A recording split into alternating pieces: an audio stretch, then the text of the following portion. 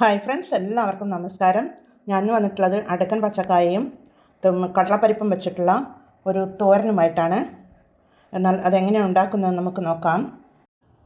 ഇതിനായി ഞാനിവിടെ ഒരു അടുക്കൻ പഴത്തിൻ്റെ പച്ചക്കായയാണ് ഞാൻ എടുത്തിട്ടുള്ളത്. ഇതൊരു 6-7 എണ്ണമുണ്ട്. പിന്നീട് അത് നമുക്ക് കട്ട് ചെയ്ത് കൊണ്ടുവരണം.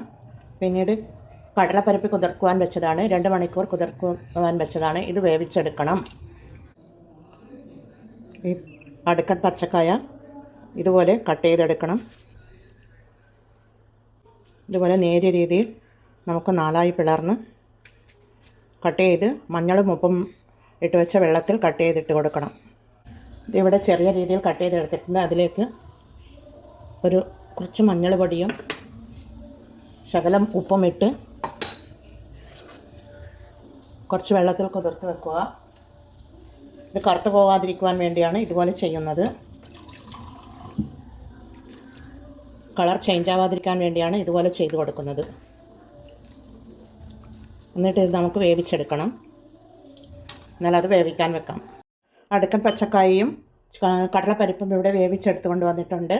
ഇനി നമുക്ക് ഈ റെസിപ്പി ഉണ്ടാക്കാൻ തുടങ്ങാം. സ്റ്റൗ మీద ഒരു കടായി ചൂടാക്കാൻ വെച്ചിട്ടുണ്ട്. അതിലേക്ക് 1 ടേബിൾ സ്പൂൺ വെളിച്ചെണ്ണ ഒഴിച്ച് കൊടുക്കാം.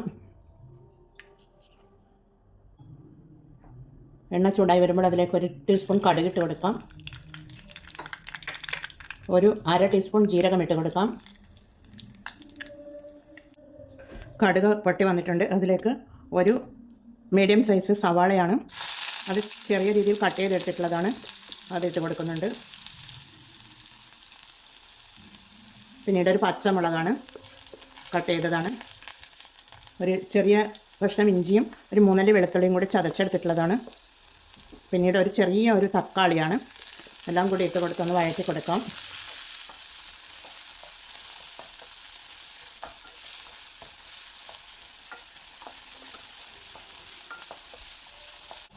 ഉള്ളി ഇവിടെ വാടി വരുമ്പോൾ നമുക്ക് പൊടികൾ ഇട്ട് കൊടുക്കാം. 1/2 ടീസ്പൂൺ മഞ്ഞൾ പൊടി ഇട്ട് കൊടുത്തിട്ടുണ്ട്. പിന്നീട് 1/2 ടീസ്പൂൺ മുളക് പൊടിയാണ്, അതിട്ട് കൊടുക്കുന്നുണ്ട്.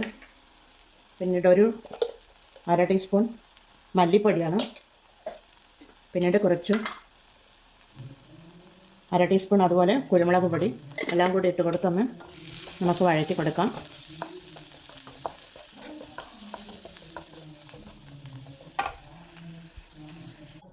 പിന്നീട് ഇതിലേക്ക് ചെറിയൊരു അരപ്പ് വേണം. ഒരു പിടി തേങ്ങയും കുറച്ച് കാന്താരിയും 2 വെളുത്തുള്ളിയും 3 അല്ലി ചെറിയ ഉള്ളിയും കൂടി നമുക്കിത് മിക്സിയുടെ ജാറിലേക്ക് ഇട്ടൊന്ന് ക്രഷ് ചെയ്തെടുത്തിട്ട് കൊണ്ടുവരണം. ഉള്ളി ഇവിടെ വാടി വന്നിട്ടുണ്ട്. അതിലേക്ക് നമുക്ക് വേവിച്ച് വെച്ച പച്ചക്കായ ഇട്ട് കൊടുക്കാം. ഇതൊന്ന് ഇളക്കി കൊടുക്കാം.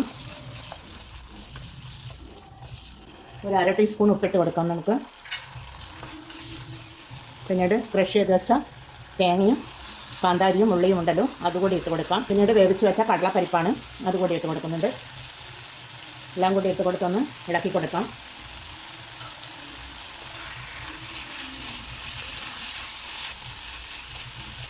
നമുക്കിതിൽ ഉപ്പിൽ പാകത്തിനുണ്ടോ എന്ന് നോക്കാം. ഞാൻ കായ ഉപ്പിട്ടാണ് വേവിച്ചെടുത്തിട്ടുള്ളത്. 1/2 ടീസ്പൂൺ കൂടി ഉപ്പിട്ട് കൊടുക്കാം.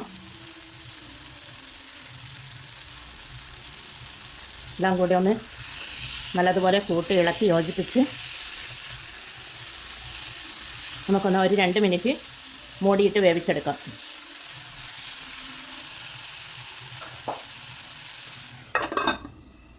മൂടി തുറന്ന് നോക്കാം. ഇതിവിടെ റെഡി ആയിട്ടുണ്ട്. നല്ല അടുക്കൻ പച്ചക്കായും കടലപ്പരിപ്പ് വെച്ചിട്ടുള്ള ചെറിയ ഗ്രേവിയോട് കൂടിയിട്ടുള്ള തോരൻ ഇവിടെ റെഡിയാണ്. എന്നാൽ അതിലേക്ക് നമുക്ക് കുറച്ച് കറിവേപ്പില ഇട്ട് കൊടുക്കാം. മല്ലിയില ഉണ്ടെങ്കിൽ നല്ലതാണ്. മല്ലിയില എൻ്റെ അടുത്ത് ഇല്ലാത്തത് കൊണ്ട് ഞാൻ ഇട്ട് കൊടുക്കുന്നില്ല.